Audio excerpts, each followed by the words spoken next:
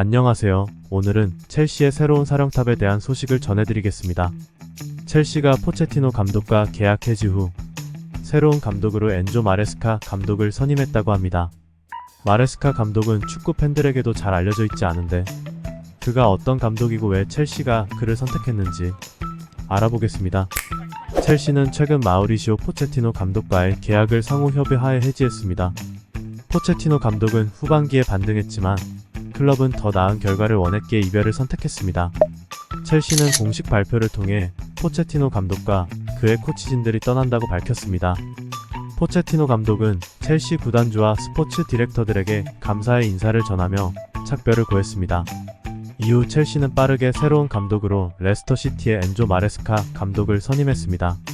이적시장 전문가 파브리시오 로마노 기자에 따르면 히위고라는 멘트와 함께 첼시가 마레스카 감독과 5년 계약을 체결했다고 전했습니다. 계약은 2029년 6월까지 유효하며 1년 연장 옵션도 포함되어 있습니다. 옵션 포함 6년의 장기 계약을 체결했습니다.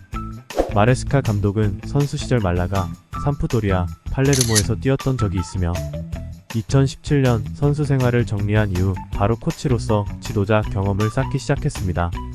영국에서는 웨스트햄에서 코치로 일을 했고 맨체스터 시티 23세 이하 팀을 이끌기도 했습니다. 이후 야심차게 감독직에 도전했지만 큰 실패를 경험했습니다. 2021년 5월 세리에 파르마의 지휘봉을 잡았지만 첫 감독직은 호락호락하지 않았고 결국 6개월 만에 14경기만 치르고 팀을 나와야 했습니다.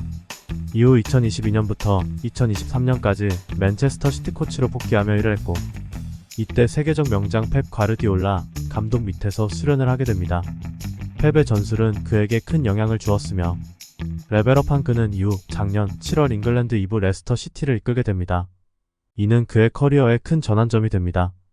레스터 시티는 지난 시즌 프리미어리그에서 챔피언십으로 강등되는 암울한 시간을 보냈는데 마레스카 체제에서 좋은 성적을 거두며 1년 만에 프리미어리그로 다시 승격하게 됩니다.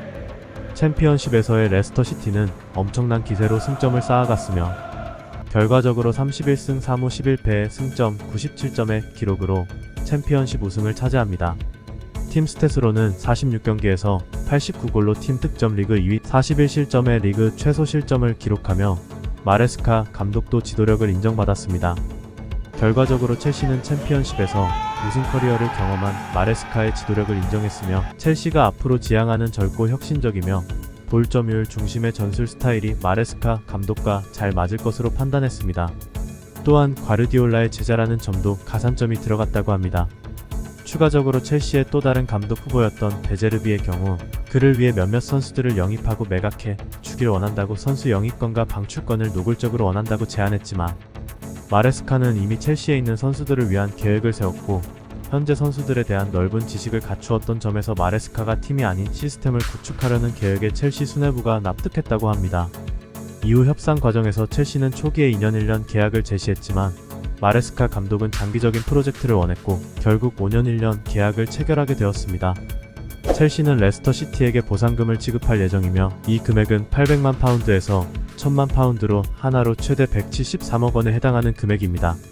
마레스카 감독은 이미 첼시의 이적 시장 계획에 대해 팀과 논의를 시작했다고 합니다. 새로운 골키퍼, 레프트백, 공격수를 우선적으로 영입할 계획입니다. 벌리의 제임스 트래포드, 레프트백 조 루이스, 그리고 키어넌, 듀스버리 홀, 빅터 오시맨 등이 타깃으로 거론되고 있습니다.